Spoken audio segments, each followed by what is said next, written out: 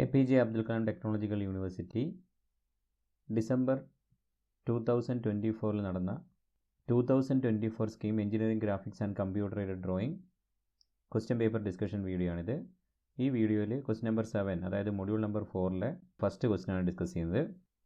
A hemisphere with a radius of 50 mm rest centrally on the top of A square prism with a base edge of 40 mm and height 60 mm. The circular face of the hemisphere is facing upward. Draw isometric projections of the solid.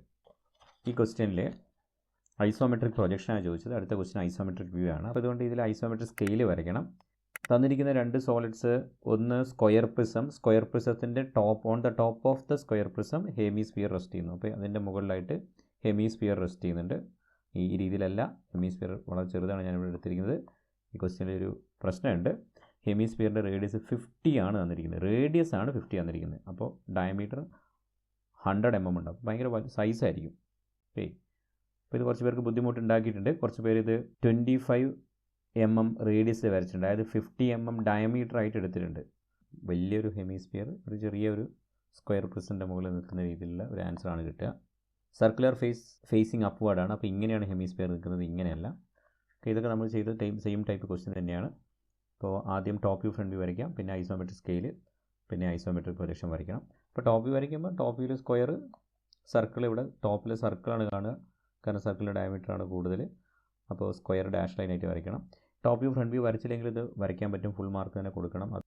ആദ്യം top view front view വരയ്ക്കുക. ഈ ഫ്രെയിമിൻ്റെ ഉള്ളിൽ വരയ്ക്കാൻ space ഇല്ലാത്തതുകൊണ്ട് ഞാൻ scale ചെയ്തിട്ടാണ് വരയ്ക്കുന്നത്. Scale ഞാനിവിടെ യൂസ് ചെയ്യുന്നത് 1:2 ആണ്. അതായത് റെപ്രസെൻറ്റേറ്റീവ് ഫ്രാക്ഷൻ RF = 1/2. അത് ഒറിജിനൽ ലെങ്ത് നേരെ പകുതിയാക്കിയിട്ടാണ് സ്കെയിൽ ചെയ്തിരിക്കുന്നത്. ഇവിടെ ഫുൾ സ്കെയിലിൽ വരയ്ക്കുകയാണെങ്കിൽ ഹെമിസ്ഫിയറിൻ്റെ ടോപ്പ് വ്യൂ വരയ്ക്കാൻ തന്നെ 10 cm സ്പേസ് വേണം, സർക്കിളിൻ്റെ ഡയമീറ്റർ. അതിനുശേഷം എക്സ് ലൈൻ വരച്ച് അതിൻ്റെ മുകളിലോട്ടേക്ക് 60 mm ഹൈറ്റിൽ പ്രിസം വരയ്ക്കണം. അതിൻ്റെ മുകളിൽ വീണ്ടും 50. അപ്പോൾ ടോട്ടൽ 60 + 50 + 100. അപ്പോൾ ഇത്രയും ലെങ്ത് വരുന്നത് കൊണ്ട് സ്കെയിൽ ചെയ്ത് വരയ്ക്കുന്നതാണ് നല്ലത്. അല്ലെങ്കിൽ top view front view portrait ആയിട്ട് ഒരു പേജിൽ വരച്ചിട്ട് അടുത്ത പേജ് കൊണ്ടുപോയിട്ട് ഐസോമെട്രിക് വരയ്ക്കുക. അപ്പോൾ ഞാൻ സ്കെയിൽ ചെയ്തിട്ടാണ് ചെയ്യുന്നത്. നേരെ ഹാഫ് സ്കെയിലാണ് വരയ്ക്കുന്നത്. അതായത് 50 mm ഹെമിസ്ഫിയറിൻ്റെ റേഡിയസ് 25 ആയിട്ടും, അതേപോലെ ബേസ് എഡ്ജ് സ്ക്വയർ പ്രിസൻ്റെ 40-20 ആയിട്ടും, ഹൈറ്റ് 60 എന്നുള്ളത് 30 ആയിട്ടും എടുത്തിട്ടാണ് ചെയ്യുന്നത്. അങ്ങനെ ആദ്യം ടോപ്പ് വ്യൂവിൽ സർക്കിളും സ്ക്വയറും വരയ്ക്കുക. ആദ്യം സ്ക്വയർ വരച്ച് അതിൻ്റെ സെൻറ്റർ കണ്ട് സർക്കിൾ വരയ്ക്കുന്നതാണ് ബെറ്റർ. എക്സ് ലൈൻ വരച്ചു. സ്ക്വയർ പ്രിസൻ്റെ ടോപ്പ് വ്യൂ സ്ക്വയർ വരയ്ക്കുക. നമ്മൾ യൂസ് ചെയ്യേണ്ട ഡയമെൻഷൻ 20 ആണ്. ബട്ട് ഡയമെൻഷൻ ചെയ്യുമ്പോൾ അത് കറക്റ്റ് 20 റെപ്രസെൻറ്റ് ചെയ്യുന്നത് ആക്ച്വലി 40 അപ്പോൾ 40 തന്നെ ഡയമെൻഷൻ ചെയ്യുക. ഓക്കെ, ഡയമെൻഷൻ ചെയ്യുമ്പോൾ 40 തന്നെ കൊടുക്കുക. നമ്മൾ ബട്ട് എടുത്തിരിക്കുന്ന ലെങ്ത്ത് 20 ആണ്, കാരണം നമ്മൾ യൂസ് ചെയ്തിരിക്കുന്ന സ്കെയിൽ 1:2 ആണ്. അതായത് നേരെ പകുതിയായിട്ടാണ് വരയ്ക്കേണ്ടത്. ഇനി സർക്കിൾ വരയ്ക്കണം. സെൻറ്റർ കണ്ടെത്തി. സർക്കിളിൻ്റെ റേഡിയസ് = 50 ആണ്. ബട്ട് നമ്മൾ സ്കെയിൽ ചെയ്തപ്പോൾ റേഡിയസ് 25 ആയിട്ട് എടുത്തു. ഓക്കെ, അപ്പോൾ ഇതിൻ്റെ ഡയമെൻഷൻ ചെയ്യുമ്പോൾ നമ്മൾ എടുത്തിരിക്കുന്നത് 25 ആണ് റേഡിയസ്. അപ്പോൾ ഡയമീറ്റർ 50 ആണ് വരിക.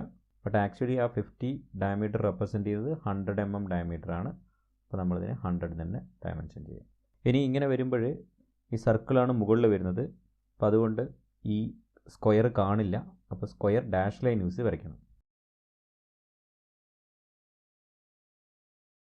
ഓക്കെ, ടോപ്പ് വ്യൂ കംപ്ലീറ്റ് ആയി. ഇനി ഫ്രണ്ട് വ്യൂ വരയ്ക്കണം, പ്രൊജക്റ്റ് ചെയ്യാം. ടോപ്പ് വ്യൂ ഫ്രണ്ട് വ്യൂ വരയ്ക്കാതെ ചെയ്യാം, ബട്ട് നമ്മൾ അങ്ങനെ തന്നെ ചെയ്യുന്നത്. ഈ പോയിന്റിൽ നിന്ന് മുകളിലോട്ടേക്ക് ഇതിൻ്റെ ഹൈറ്റ് നമുക്ക് തന്നിരിക്കുന്നത് 60 ആണ്. ബട്ട് നമ്മളിവിടെ 60 സ്കെയിൽ ചെയ്തുകൊണ്ട് 30 ചെയ്യുന്നത്. ബട്ട് ഡയമെൻഷൻ ചെയ്യുമ്പോൾ 60 തന്നെ ഡയമെൻഷൻ ചെയ്യണം. അങ്ങനെ സ്ക്വയർ പ്രിസത്തിൻ്റെ ഫ്രണ്ട് വ്യൂ കംപ്ലീറ്റ് ചെയ്തു. ഹെമിസ്ഫിയറിൻ്റെ ഫ്രണ്ട് വ്യൂ കംപ്ലീറ്റ് ചെയ്യണം. അതിന് ആക്സിസ് ലൈനിനെ എക്സ്റ്റെൻഡ് ചെയ്തു. ഹൈറ്റ് 50 mm ആണ് ഇതിൻ്റെ റേഡിയസ്. നമ്മളത് സ്കെയിൽ ചെയ്തുകൊണ്ട് 25 എടുത്തിട്ട് സെമി സർക്കിൾ വരയ്ക്കുകയാണ് വേണ്ടത്.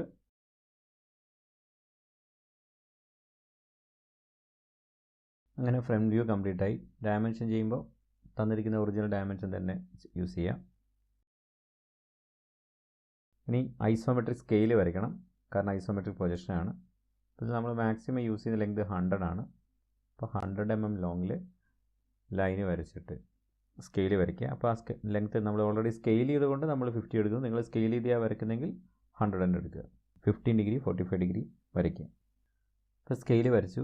സ്ക്വയർ പ്രിസത്തിൻ്റെ സ്ക്വയറിന് 1 2 3 4 നെയിം ചെയ്യുക. സർക്കിളിനെ ബോക്സ് ചെയ്യുക. അതിനെ ABCD എന്നോ അല്ലെങ്കിൽ 5 6 7 8 എന്നോ നെയിം കൊടുക്കുക.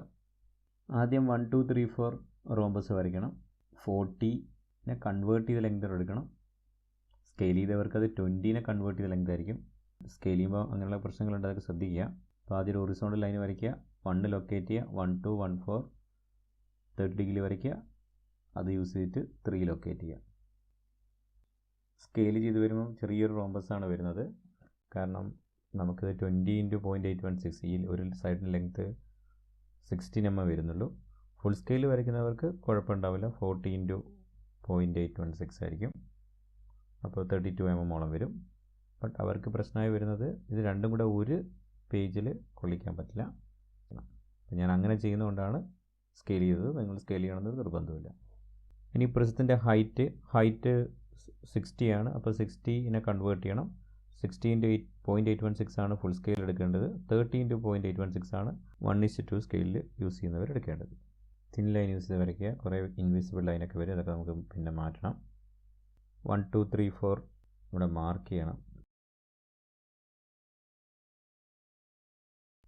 ഓരോ പോയിൻറ്റ്സും വെർട്ടിക്കൽ ലൈൻ വരയ്ക്കുക. അത് ഫുൾ സ്കെയിലുള്ളവർക്ക് 60 × 0.816 ആണ്. ഹാഫ് സ്കെയിൽ എടുത്തവർക്ക് അത് 30 × 0.816 ആണ്.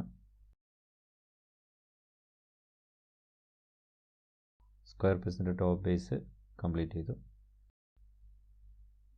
അങ്ങനെ സ്ക്വയർ പ്രിസത്തിൻ്റെ ഐസോമെട്രിക് വേർഷൻ കംപ്ലീറ്റ് ആയി. മുകളിൽ നെയിം ചെയ്യുക.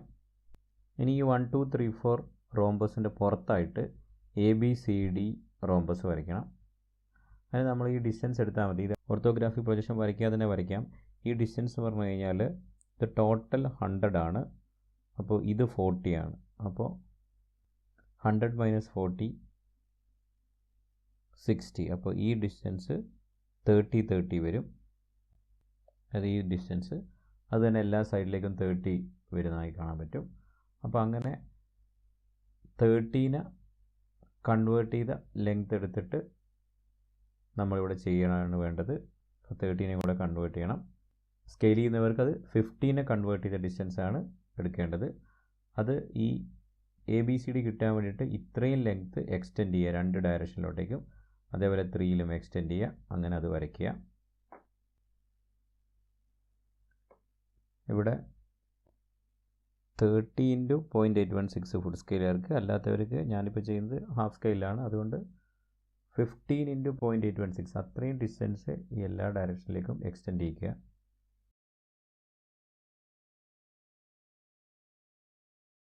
അതുപോലെ ഈ ഡയറക്ഷനിലോട്ടേക്കും. ഇനി ഈ ലൈനിന് പാരലായിട്ട് ലൈൻ വരയ്ക്കുക.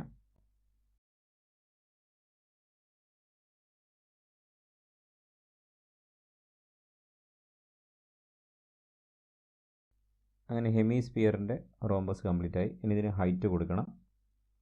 ഇതിന് വേണേൽ നെയിം ചെയ്യാം ABCD, അല്ലെങ്കിൽ ടോപ്പ് ബേസിനെ നെയിം ചെയ്താൽ മതി. ഹൈറ്റ് ഇതിൻ്റെ റേഡിയസ് 50 ആണ്. അപ്പോൾ 50 × 0.816 കൺവേർട്ട് ചെയ്യണം. അല്ലെങ്കിൽ 25 × 0.816 ഹാഫ് സ്കെയിലാണ് വരയ്ക്കുന്നത്. അതും സ്കെയിലിൽ മാർക്ക് ചെയ്യുക. സ്കെയിലിൽ മാർക്ക് ചെയ്ത് ഡിസ്റ്റൻസ് എടുക്കുക. ഇതെല്ലാ പോയിൻറ്റ്സോടെയും വരയ്ക്കുക.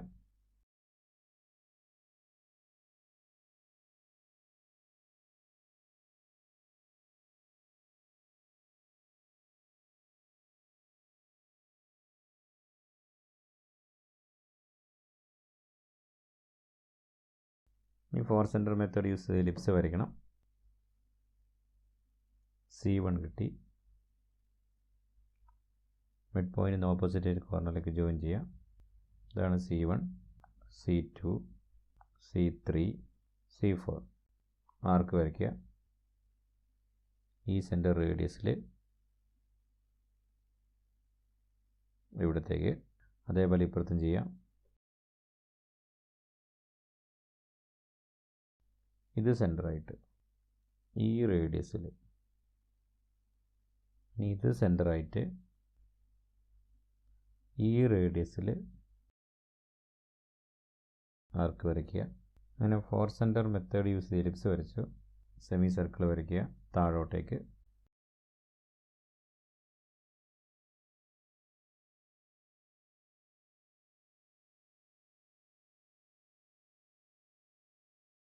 കണ്ടിന്യൂസ് തിക്ക് കർവ് യൂസ് ചെയ്ത് കംപ്ലീറ്റ് ചെയ്യുക.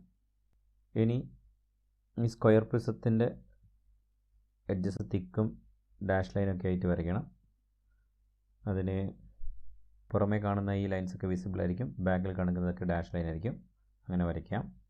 ഈ ചെറിയ പോർഷൻ വരെ തിക്ക് ലൈനാണ്. ഐസോമെട്രിക് പ്രൊജക്ഷൻ കംപ്ലീറ്റ് ആയി. ഇതാണ് ഇതിൻ്റെ ആൻസർ വരിക. അതേപോലെ ഡയമെൻഷൻ കൂടെ ചെയ്ത് വെക്കുക. ഇതിൻ്റെ ആൻസർ കീ നോക്കുമ്പോൾ drawing front and of view 3 marks, construction of isometric scale 2 marks, drawing isometric projection of the square 4 marks. Marks കൂടുതൽ വരുന്നത് ഐസോമെട്രിക് പ്രൊജക്ഷൻ ഓഫ് ഹെമിസ്ഫിയർ ആണ് 5 മാർക്സ്. Neatness and dimension 1 mark. ഇനി ഓർത്തോഗ്രാഫിക് പ്രൊജക്ഷൻ വരയ്ക്കാതെയാണ് ഇത് വരച്ചതെങ്കിൽ ഈ 3 മാർക്സ് ഇതിലേക്ക് ഡിസ്ട്രിബ്യൂട്ട് ചെയ്യും. 1.5 അല്ലെങ്കിൽ 2+1 ആയിട്ട് ഇതിലേക്ക് ഡിസ്ട്രിബ്യൂട്ട് ചെയ്യും. അതായത് സ്ക്വയറിൻ്റെയിലേക്കും ഹെമിസ്ഫിയറിൻ്റെയിലേക്കും ഡിസ്ട്രിബ്യൂട്ട് ചെയ്യും. സൈസാണ് കൺഫ്യൂഷൻ ഉണ്ടാക്കിയിട്ടുണ്ടാവുക. ബട്ട് സിമ്പിൾ ക്വസ്റ്റ്യൻ ആണ്. ഐസോമെട്രിക് പ്രൊജക്ഷൻ ആയതുകൊണ്ട് കുറച്ച് സമയം എടുത്തിട്ടുണ്ടാവും. ഓക്കെ, ഈ റേഡിയസ് 25 എടുത്ത് വരച്ചവർക്ക് മാർക്ക് മാക്സിമം കൊടുക്കാൻ വേണ്ടിയിട്ട് റിക്വസ്റ്റ് ചെയ്തിട്ടുണ്ട്. ഇത് ഫൈനൽ ആൻസർ എത്തി വരുമ്പോൾ ഒന്നുകൂടെ ഞാൻ ഡിസ്കസ് ചെയ്യും. അപ്പോൾ നോക്കാം അത് മാറ്റം വന്നിട്ടുണ്ടോ ഇല്ലയോ എന്നുള്ള കാര്യം അപ്പോൾ നമുക്ക് മനസ്സിലാവും.